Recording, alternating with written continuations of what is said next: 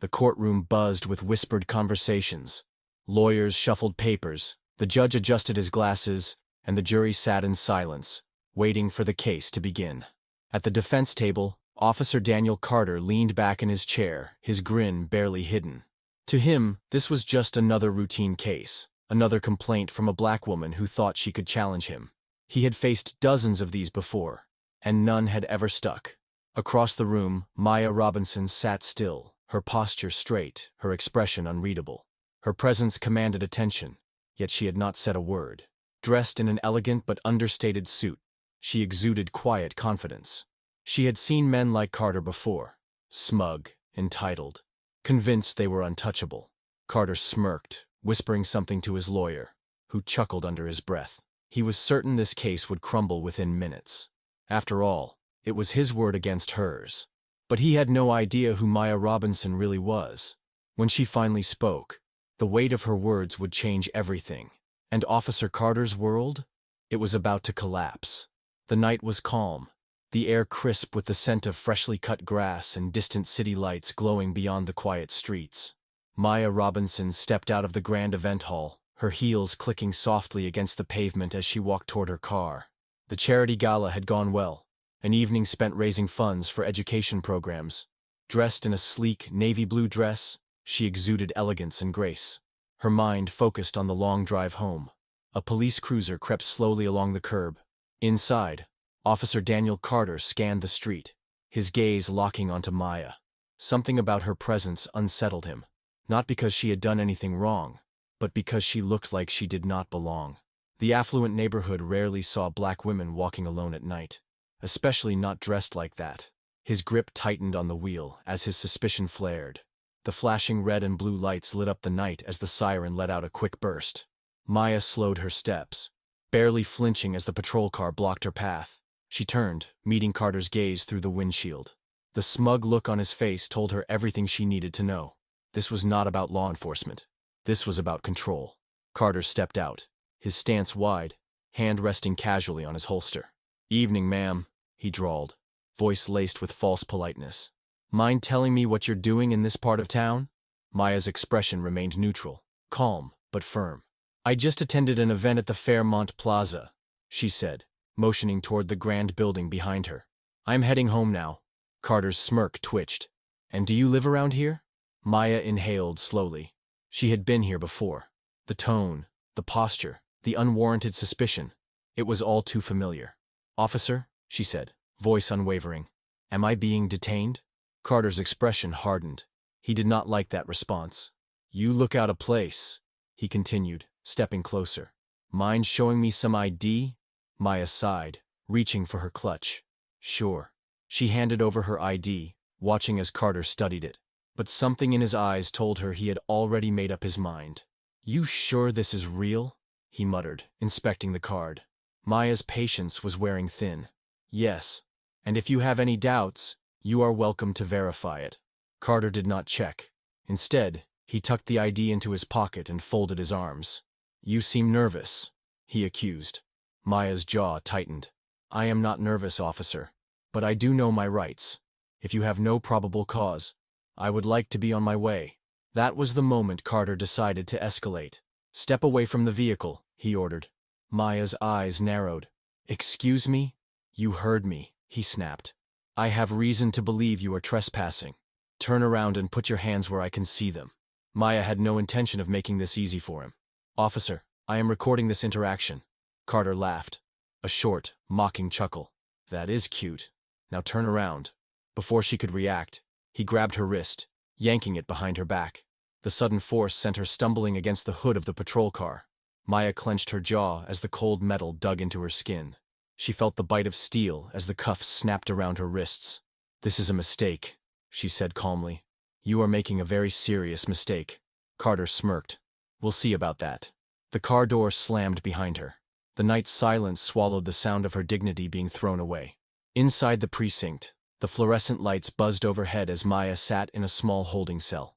The room smelled of sweat and old coffee, the air thick with the weight of injustice. She remained composed, sitting upright on the cold bench, her hands resting in her lap. She had learned long ago that the moment she showed fear, they won. Outside the cell, Carter leaned against the counter, laughing with another officer. "Another one who thinks she is too good for the rules," he muttered. Maya lifted her head, studying him through the bars. He was comfortable, smug, overconfident. That would be his downfall. A young officer approached her, holding out a phone. "One call," he said, barely meeting her eyes. Maya took it, dialing a number from memory. The line rang once, twice. Then a deep, measured voice answered. "It is happening again," Maya said, her voice level. "I need it handled." Silence. Then a single reply. "Understood." She handed the phone back, her expression unreadable. The officer behind the desk smirked. "That your lawyer? Good luck with that." Maya simply smiled. He had no idea what was coming. The following morning, Maya walked out of the precinct, her steps measured. The humiliation she endured the night before was already a news headline. By noon, a lawsuit had been filed. By sunset, the city was buzzing. Officer Carter remained unfazed, lounging at his desk as his lawyer assured him this would go nowhere. "These cases never stick," the lawyer said, flipping through documents. "It is your word against hers. Just keep your story straight." Carter smirked, leaning back in his chair. "Oh, I plan to." He had no idea that Maya Robinson was not just another woman pressing charges. She was a powerhouse in the legal world, a woman with influence, connections, and an army of attorneys who had been waiting for a case like this. And when he walked into that courtroom, still grinning, he was stepping straight into the biggest mistake of his life. The courtroom was a grand, imposing space, with tall wooden panels lining the walls, and the seal of justice displayed prominently behind the judge's bench. A murmur ran through the audience as the case was called to order. Officer Daniel Carter sat comfortably, adjusting his collar as if he were about to enjoy a casual debate rather than a high-stakes trial. His lawyer, Richard Lawson, exuded confidence as he stepped forward, addressing the jury with a practiced ease. "Ladies and gentlemen, this is a simple case of an officer doing his job," Lawson began, his voice dripping with self-assurance. "My client, Officer Daniel Carter, followed standard procedure when he detained Miss Robinson. Given the circumstances, any reasonable officer would have made the same decision." Carter leaned back, watching as Maya Robinson remained still, her hands resting gently in her lap. She had not moved much since the trial began. To him, she looked nervous, beaten, just another civilian who thought she could challenge the system. "Miss Robinson failed to comply with a direct order," Lawson continued, pacing slowly before the jury. "She was in an upscale neighborhood, late at night, with no immediate proof of residence. My client followed protocol, requesting identification. When she refused to cooperate, he had no choice but to take appropriate action.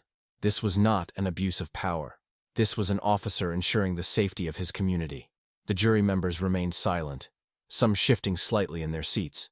The prosecution did not interrupt, letting Lawson dig deeper into his own confidence. Carter allowed himself a smirk as his lawyer concluded. "This case, at its core, is about protecting the integrity of our officers. The law cannot function if those who enforce it are punished for doing their jobs." He could almost hear the sound of the gavel already ruling in his favor. The judge nodded. "Prosecution, you may proceed." Maya finally moved. She rose from her chair with deliberate precision, adjusting the cuffs of her tailored suit. There was no nervousness, no hesitation, just a calm, almost chilling presence as she made her way toward the witness stand. Carter's smirk wavered. Maya took her seat, crossing her legs smoothly, her back straight. The bailiff held out a Bible, and she placed her hand on it, her gaze steady. "Do you swear to tell the truth, the whole truth, and nothing but the truth?" "I do." She glanced at the judge, then at the jury, before finally letting her eyes land on Carter. He sat upright now, his earlier arrogance dimming just slightly. "Miss Robinson," the prosecution began, "please state your full name and occupation for the record." Maya folded her hands neatly in her lap. "My name is Maya Robinson. I am a senior federal investigator with the Department of Justice. I specialize in law enforcement misconduct, internal affairs investigations, and federal oversight of civil rights violations within police departments across the country." The silence in the courtroom was immediate and absolute. The judge's eyebrows lifted slightly. Several jurors turned to glance at each other. The reporters in the audience scribbled frantically. Carter stiffened. His lawyer, who had been relaxed moments before, now leaned forward. Maya let the weight of her words settle before continuing. I have spent the last 20 years prosecuting officers who abuse their power, falsify reports, and use racial bias to target innocent civilians. I have built federal cases against some of the most corrupt officials in law enforcement, ensuring that they never wear a badge again. She turned her full attention to Carter, her voice sharp but measured. Officer Carter, you are not the first, but you will be the last to underestimate me. Carter's mouth opened slightly, but no words came out. His face was suddenly a shade paler than before. Lawson cleared his throat, attempting to regain control of the situation. Miss Robinson, while your background is notable, it does not change the facts of this case. My client, Maya cut him off, her voice unwavering. Your client believes he is above the law. Let us test that theory, shall we? She turned to the prosecution table. Let us proceed with the evidence. The judge nodded. Proceed. Carter swallowed hard. The shift in power was now undeniable. The courtroom dimmed slightly as the large screen at the front flickered to life. The prosecution pressed play. The first image was a still from Carter's body camera, frozen at the moment he had approached Maya. His stance was aggressive, his hand already on his holster. The timestamp showed she had been outside her own car, exactly where she had said she was. The footage began rolling. Carter's voice played, filling the courtroom. You don't look like you belong here. There were audible gasps.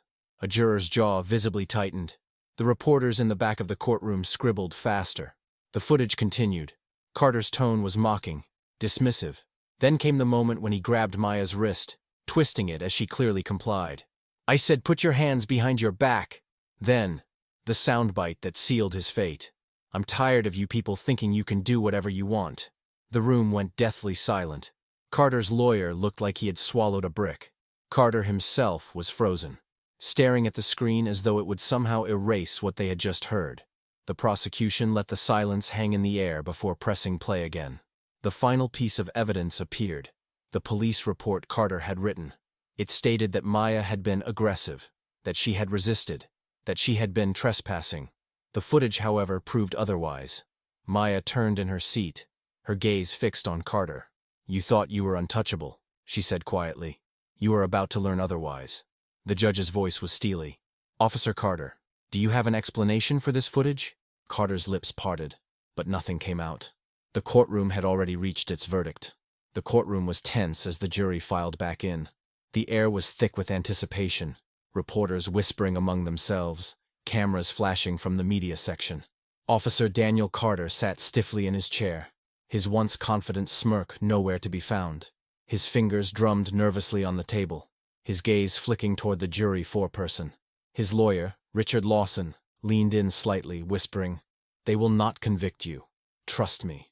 Carter swallowed hard. He no longer believed that. The judge entered, adjusting her glasses as she took her seat. She cleared her throat, commanding silence.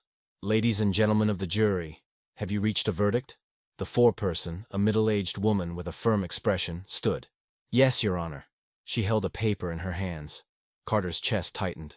In the case of Officer Daniel Carter versus Maya Robinson, we, the jury, find the defendant guilty. The words landed like a thunderclap. The courtroom erupted in murmurs, gasps, and whispers. Reporters scrambled to take notes, their pens scratching furiously against their notepads. Carter sat frozen. His mouth fell slightly open, as if he could not process what he had just heard. His hands curled into fists on the table. His lawyer's face drained of color. The judge's gavel struck hard against the wood. Order in the court! Silence returned, but the weight of the verdict hung heavy in the air. The judge continued, her voice unwavering. Officer Carter, you have been found guilty of misconduct, false arrest, and racial profiling. The evidence presented before this court has made it clear that your actions were not only unethical, but a direct abuse of power. Carter's breathing grew rapid. His heartbeat pounded in his ears. The judge's eyes narrowed. It is the ruling of this court that you are to be immediately terminated from your position in law enforcement. Furthermore, you are permanently barred from holding any position in a police department within this state. Gasps filled the room. A lifetime ban. Carter's world was crumbling. You will also face civil penalties, pending further review. The judge continued. Your reckless abuse of authority has caused significant harm, and this court will ensure that justice is served. Carter's face turned pale. This was not just the end of his career. This was the destruction of everything he had built. Maya sat in silence, her expression calm but unwavering. She did not gloat. She did not smile. She simply sat, watching, as the justice system, one that had failed so many before her, finally worked as it should. Carter's lawyer stammered, standing quickly. "Your Honor, we request an appeal." "Denied," the judge snapped. "Officer Carter will be escorted out of this courtroom immediately." A bailiff stepped forward. Carter's breath hitched. "No, wait. You have been stripped of your badge, your title, and your authority," the judge declared. "This trial is adjourned." The gavel slammed one final time. The case was over. The courtroom was chaos as Carter sat in shock. His lawyer whispered furiously, but Carter heard nothing. His ears rang. His hands were shaking. Maya stood, collecting her papers with quiet composure. She glanced once at Carter, not with gloating, not with arrogance, but with the kind of finality that let him know she had won. As she stepped out into the hallway, the courtroom doors swung open to a blinding flash of cameras. Reporters swarmed like bees, microphones shoved toward her. "Miss Robinson, how do you feel about the verdict? Do you believe this case will set a precedent for police accountability? What do you have to say to those who still believe Carter was justified?" Maya paused. The crowd silenced, waiting for her response. She looked directly into the cameras, her voice steady. "This is not just about me," she said. "It is about every black man and woman who has suffered injustice in silence. Today, we proved that silence is no longer an option. The world is watching, and the world is changing." Her words sent chills through the crowd. The reporters continued shouting questions, but Maya turned and walked away. She had said all that needed to be said. Meanwhile, Carter sat slumped outside the courtroom, staring blankly at his phone. News headlines flashed across the screen. "Officer Carter found guilty of misconduct. Lifetime ban issued. Police brutality trial ends in landmark victory for civil rights. Body cam footage exposes racial profiling by disgraced officer." His name was everywhere. His face was everywhere. The department had distanced themselves from him in record time. His so-called brothers in blue had not shown up to support him. Even his closest colleagues had sent him cold, one-line texts. "Do not contact me again. This is bad, man. You're on your own. You should have kept your mouth shut." His career, gone. His reputation, shattered.